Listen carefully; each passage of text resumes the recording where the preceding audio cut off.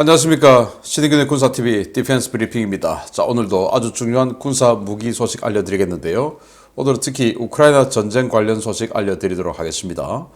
러시아가 자신들이 미국이 우크라이나에 제공한 함, 대레이더 미사일, 그거 아무것도 아니더라. 그냥 우리 다 요격하고 있어. 라고 주장을 했는데 이게 말도 안 되는 소리란 걸 제가 팩트로 조져드리겠습니다. 그리고 이 정말 놀랍게도 러시아군이 이 자포리자 전선에서 또 이 우크라이나 내에서 지금 러시아군이 전차 부대가 자기네들 부대를 다른 부대를 공격하는 이 영상이 찍혔습니다. 그런데 이게 비일비재하게 벌어지고 있는 상황이다. 도대체 왜 이런 일이 벌어지냐? 또 이번 사건은 어떤 사건이냐? 정말 놀라운데요. 한번 보도록 하겠습니다. 신의균의 군사TV 구독, 알림, 좋아요 눌러주십시오. 5가지 단신을 먼저 보고 가겠습니다. 어제 독일의 신형 푸마 장갑차, 이게 나토 훈련을 1월 달에 가야 되는데 18대 한 개 대대분 가기로 했다가 전부 문제가 생겨서 구형 마르더 장갑차로 바꾸기로 했다라는 말씀을 드렸는데 어떤 내용인지 독일 언론들이 이걸 판 거예요. 그래서 정말 놀라운 그런 고장 상황 알려드리도록 하겠고요. 여기에서부터 또 독일이 토네이도 ECR 전자전 공격기죠. 이거 대체하는 유로파이터 EK 개발에 착수했다라는 소식까지 알아보겠습니다. 첫 번째입니다. 어제 디펜스 브리핑에서 전해드린 독일군 신형 보병 전투장갑차 푸마의 결합 내역이 속속 밝혀지고 있습니다. 전동 포탑이 아예 작동하지 않거나 변속이 되지 않고 내부 전력 개통 합선으로 불이 붙는 사고가 발생하는 등 그야말로 총체적인 결함이 밝혀지면서 독일 언론의 질타가 쏟아지고 있습니다. 인도가 브라모스 미사일을 사용하는 컨테이너 은닉형 미사일 시스템을 도입한다는 소식입니다. 표준형 컨테이너 내부에 4발의 브라모스 미사일을 은닉하고 데이터 링크를 통해 외부에서 표적 정보를 받아 발사하는 방식이라고 하는데 중국과 파키스탄에게 꽤나 큰 골칫덩이가 될 것 같습니다. 체코가 이스라엘과 스파이더 LR 중거리 방공 시스템 도입 계약을 체결했다는 소식입니다. 기존 SA6 개인 풀을 대체하기 위해 추진된 이 사업으로 체코는 사거리 80km, 고도 20km의 요격 능력을 갖춘 스파이더 LR 시스템 4개 포대를 전력화할 예정입니다. 최신형 이지스 레이더 스파이6 AMDR을 탑재한 최초의 이지스 구축함인 알레이버크급 플라이트 3 초도함인 잭 H 루카스함이 조선소 시험평가를 완료하고 미 해군 인도를 앞두고 있다는 소식입니다. 기존 알레이버크급보다 월등히 뛰어난 성능을 갖출 것이라고 하는데 우리 해군도 세종대왕급 성능 개량에 참고했으면 좋겠습니다. 독일이 토네이도 ECR 전자전기를 대체하기 위한 유로파이터 타이푼 EK 모델 개발에 착수했다는 소식입니다. 당초 EA-18G 그라울러를 도입하려 했던 계획이 업체 로비로 좌절된 후 추진되는 사업인데 과연 예정된 계획과 성능이 나와줄지 모르겠습니다. 자, 푸마. 야, 정말 대당 240억 원은 어마어마한 푸마 장갑차. 야, 장갑차 240억. 우리 K2 흡여전차 2배가 넘는 장갑차인데, 그 정도로 비싸다면 뭔가 좋은 일이 있어야 되겠죠? 여기 있는 포탑이 무인 포탑입니다. 사람이 들어가지 않아요. 사람은 차체마다 있습니다. 그런데 이 무인 포탑이 작동을 하지 않는다고 하네요. 돌지를 않아요. 그리고 독일, 우리 한국의 K2 흑표전차도 독일제 파워팩이라고 하는 것은 엔진과 트랜스미션, 이런 것들이 이제 같이 엮여져 있는 것을 파워팩이라고 하는데 독일제 변속기 쓰고 있는 거죠. 시쳇말로. 그런데 여기도 변속기 있지 않겠습니까? 변속기가 변속이 안 된답니다. 예를 들어서 1단으로 스타트를 하는데 속도가 좀 붙으면 2단, 좀 더 붙으면 3단 올라가야 되지 않습니까? 근데 1단에서 변속 안 되고 계속 1단으로 하면 속도가 붙습니까? 엔진만 과열되죠. 욱 하면서. 또 예를 들어서 한 6단, 7단 고단으로 갔는데 속도가 붙어가지고 속도를 또 떨어뜨려야 되는데 그럼 저단으로 변속이 돼야 되는데 저단으로 변속이 안 되면 어떻게 됩니까? 힘이 안 붙어가지고 덜컥덜컥하고 그냥 시동 꺼져버릴 가능성도 있죠. 수동이라면. 이런 식으로 변속기가 작동이 안 되고 내부의 전력계통에 합선이 생겨가지고 불이 붙고 이게 과거에 그 태국에 팔았던 중국제 군함 나레수환함 그거 뭐 미사일 쏘는데 미사일 안 나가고 또 각종 이 전선이 막 삐져나와가지고 합선되고 한 그 나라의 수완함하고 똑같은 수준 아닙니까? 수십 년 전의 중국 수준이 수십 년 후의 독일이 그걸 따라간다. 말이 안 되죠. 그런데 이게 현실이라는 겁니다. 정말 놀랍습니다. 지금 우리나라에도 외제 승용차들 수입이 많이 되는데 독일제 승용차 중에서 특정 메이커 제가 이름은 말씀 안 드리겠지만 독일제 승용차 중에서 그 대중 메이커가 있어요. 그 대중 메이커 뭐 우리 인터넷 이런 데 보면 또 제 지인도 그 메이커 차를 좀 오랫동안 운영했던 사람이 있는데 너무너무 고장이 많이 나서 정말 스트레스 받아서 죽다가 살았다 라는 그런 이야기를 하더라고요. 독일제 그러면 경고성, 내구성, 신뢰성 상징인데 어떻게 그렇게 고장이 많이 나느냐 라고 하더라고요. 정말 독일이 우리가 상상하던 그 독일이 아닌가 봅니다. 자, 이렇게 240억 원짜리 전투장갑차가 이런 식으로 정말 뭐 총체적인 문제다 이러면은 이런 것들이 다른 무기 체계까지 영향을 미치겠죠. 지금 우리 한국 지상 무기가 독일하고 직접적으로 경쟁하고 있으니까 우리에게는 희소식이다 라는 거죠. 자, 컨테이너 은닉형 미사일 이스라엘이 만들었고 또 중국, 러시아도 만들었어요. 근데 인도도 만들겠다라는 거예요. 여기다가 러시아로부터 받은 이 기술 제휴해서 만든 브라모스 초음속 대한미사일이죠. 대한미사일이지만 대지 공격도 할 수 있고 그 미사일 4발을 여기다가 집어넣겠다. 그래서 이 컨테이너선을 띄우고 다니다가 그냥 파키스탄에 쏘고 저기 가서 중국에 쏘고 뭐 이럴 수 있는 거죠. 자, 이게 이제 비인도적이다 이래가지고 전 세계적으로 비난이 많은데 이스라엘, 중국, 러시아에 이어서 이제 이 인도까지 이런 걸 가지면 정말 뭐 전 세계가 이제 이런 거 안 가지는 게 이상할 정도로 확산되고 있는데요. 정말 요즘 이 무기 어떤 그 개발 추세를 보면 거의 냉전에 준하는 총력전 수준으로 이렇게 지금 회귀하고 있는 것 같은데 우리나라는 갈라파고스처럼 동떨어져서 아니 뭐 평화가 대화가 중요하지 이런 때가 아닌 것 같습니다. 자, 체코가 이스라엘제 스파이더 LR 방공 시스템 4개 포대를 구매했는데 뭐 쉽게 이야기하면 이스라엘판 나삼스다. 나삼스가 이 차량에다가 발사 통제 시스템 넣고 암람 이 공대공 미사일을 지대공 스타일로 꽂아놓은 게 나삼스 아닙니까?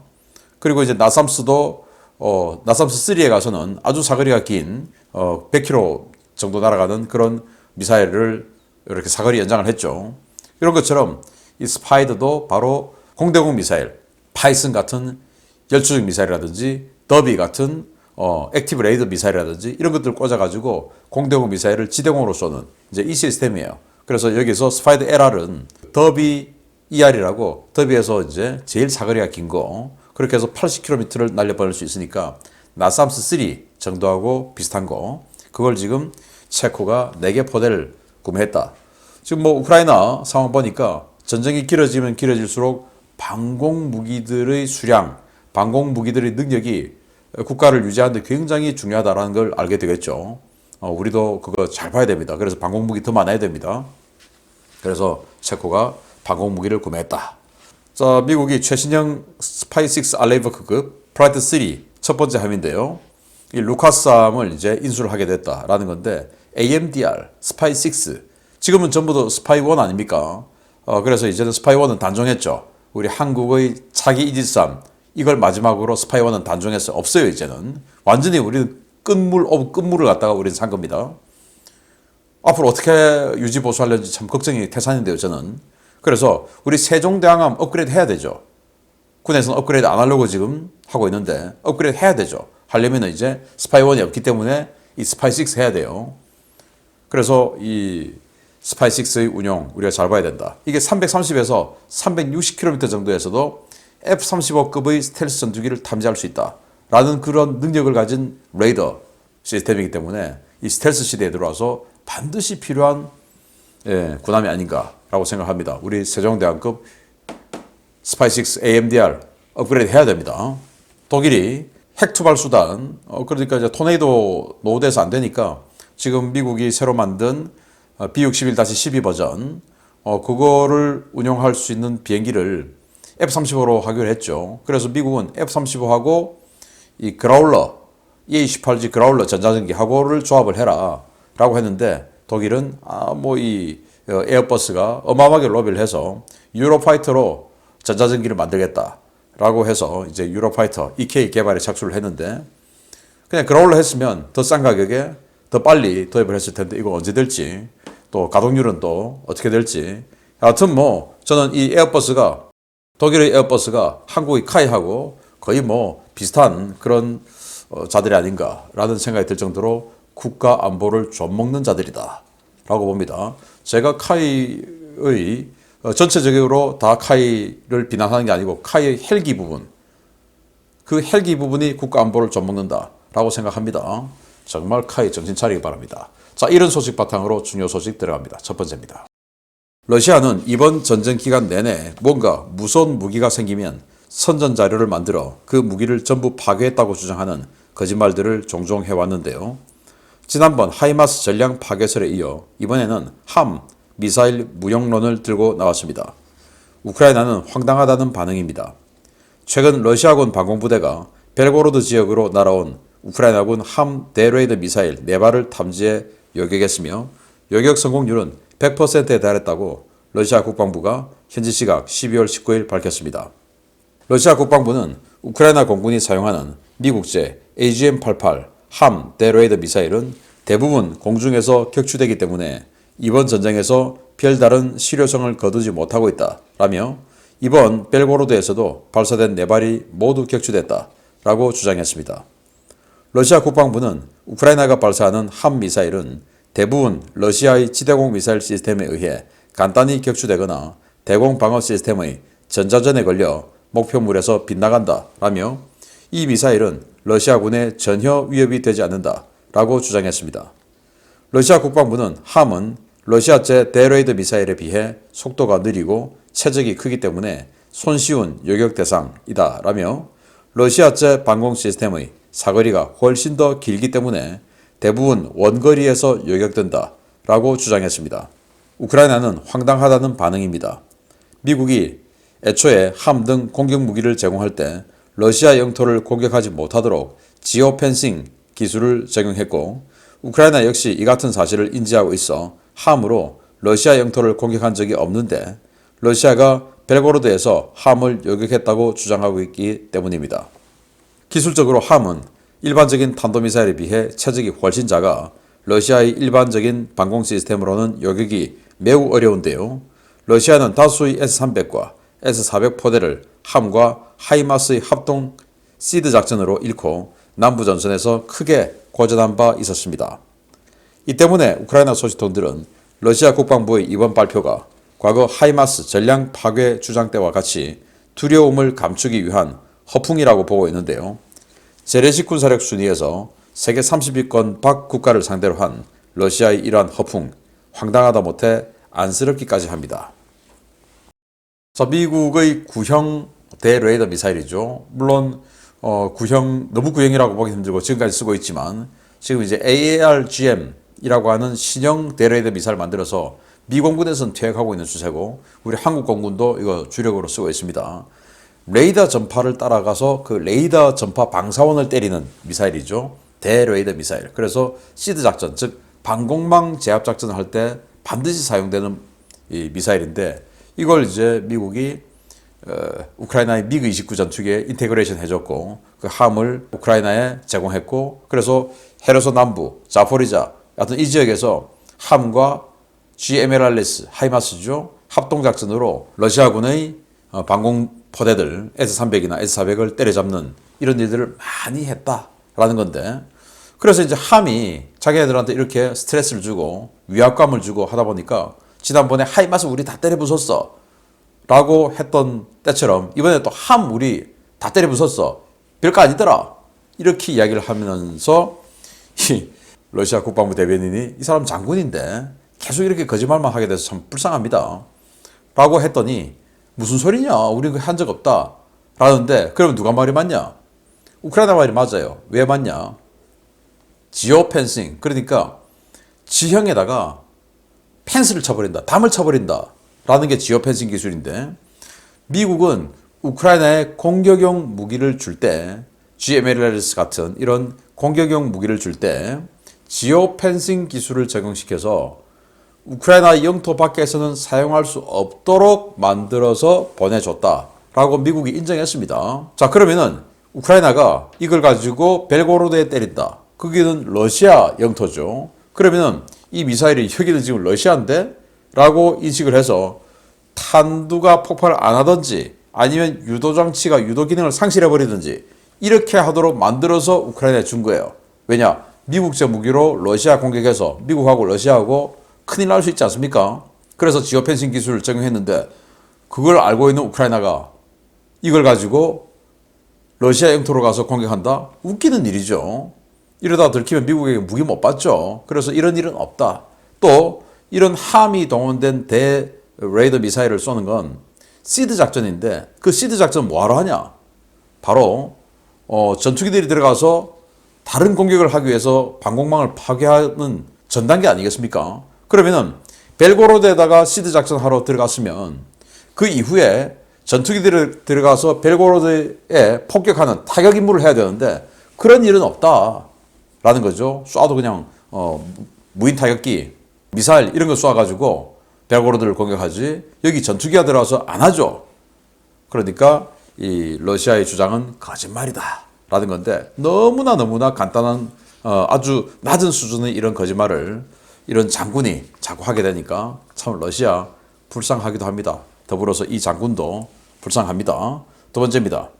현재 전쟁을 벌이고 있는 러시아군은 정규군과 국가근위대, 연방보안국, 내무군의 바그너 그룹까지 정말 많은 파벌로 구성되어 있습니다. 최근 이들 간 알력 다툼이 점점 심화되면서 체제 불안 요소가 되고 있는데요. 이들이 전선에서 자기들끼리 교전을 벌이는 초유의 사태가 발생했다는 소식입니다. 최근 자포리자 전선에서 러시아 정규군 소속의 한 전차부대 지휘관이 자신의 T-90 전차부대들을 이끌고 같은 지역에 주둔하던 국가근위대 진지를 공격하는 사건이 발생했다고 뉴욕타임즈가 현지 시각 12월 19일 보도했습니다. 뉴욕타임즈는 우크라이나 자포리자 전선에서 러시아군이 또 다른 러시아군 진지를 고의로 공격했다는 새로운 보고서가 나왔다 라며 이는 전쟁 내내 푸틴을 괴롭힌 심각한 내분의 분명한 사례라고 지적했습니다. 이 사건은 러시아군 무인정찰기 조종사가 현장을 촬영하고 이를 상급부대에 보고함으로써 세상에 드러났는데요. 당시 보고에 따르면 자포리자주 모처에서 러시아군 전차부대 지휘관이 T-90 전차들을 몰고 자신의 주둔지역 인근의 러시아군 진지를 공격하는 장면이 러시아군 드론에 촬영된 것으로 전해졌습니다. 당시 러시아군 전차들이 공격한 또 다른 러시아군 진지는 대통령실 직속의 국가근위대 병력이 주둔하고 있던 검문소였는데요. 러시아 전차들은 이 검문소에 집중 포격을 가해 파괴하고 유유히 자리를 뜬 것으로 전해졌습니다. 이 사건을 폭로한 무인기 조종사는 사건 발생 직후 전차부대 지휘관이 러시아로 연행됐다고 전했는데요. 구체적으로 어떤 부대가 어떤 이유에서 국가근위대를 공격했는지 여부는 확인되지 않았습니다. 뉴욕타임즈는 이러한 분열은 이번 전쟁 기간 내내 여러 곳에서 식별되고 있다 라며 분열의 주체로 러시아 정규군, 국가근위대, 체첸군, 바그너 그룹 등을 꼽았는데요. 오신트 소식통들은 이러한 분열의 원인을 지휘계통의 혼란과 보급 우선순위에 따른 갈등 등으로 추정하고 있습니다. 이와 관련해 러시아군 퇴역장성인 레오니드 이바쇼프 장군은 뉴욕타임즈와의 인터뷰에서 그곳에는 통일된 지휘부도 같은 부대라는 장병들의 인식도 어떤 행위와 지휘에 대한 일관된 계획도 없었다 라며 러시아군은 결국 패배할 운명이라고 지적했습니다. 뉴욕타임즈는 이러한 러시아군 사이의 충돌이 수시로 일어나고 있다며 이것이 러시아군 내의 파벌 싸움에 의한 것이라고 추정했는데요. 눈앞의 우크라이나군으로부터 얻어터지고 있는 러시아군, 이제는 자신들끼리 치고받고 싸우며 막장 군대의 진수를 보여주고 있습니다.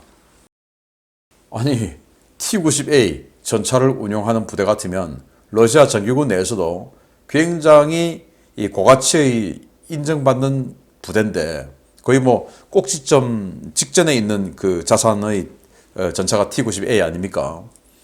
그런 부대의 지휘관이 T-90A 전차 여러 대를 이끌고 가서 인근에 있던 국가근위대의 검문소를 그냥 완전 박살내버린 겁니다. 그리고는 갔다라는 건데 이 뉴욕타임스가 러시아군끼리 싸우고 있는 사례를 지금 집중적으로 추적 중에 있다고 합니다. 그런 추적 중에 있는 상황에서 이제 이 사례가 발견이 되었고 그걸 이제 보도를 한 건데 그럼 왜 이러냐?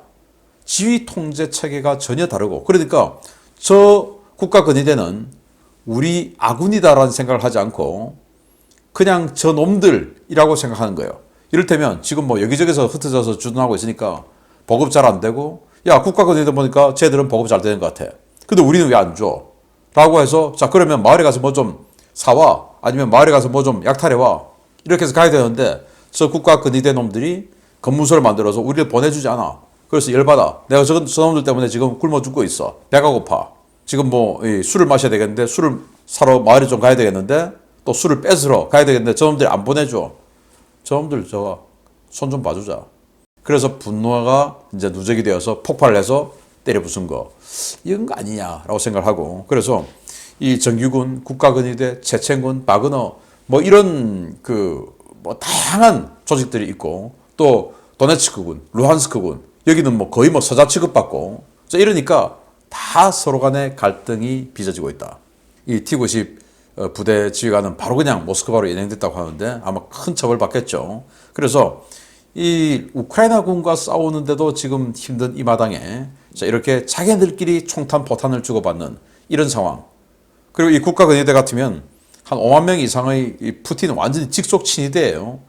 여기를 건드릴 정도로 지금 이 일선에서는 악에 받쳐 있는 이런 상황이라면 어떻게 전쟁을 이길 수 있냐라는 판단을 쉽게 할 수 있죠. 그래서 1월 대공세가 시작될 텐데 이때 러시아군이 정말 도미노 무너지듯이 파죽지세로 대나무가 쪼개지듯이 이렇게 무너지지 않을까라고 생각이 됩니다. 계속 알려드리겠습니다. 마치겠습니다. 감사합니다.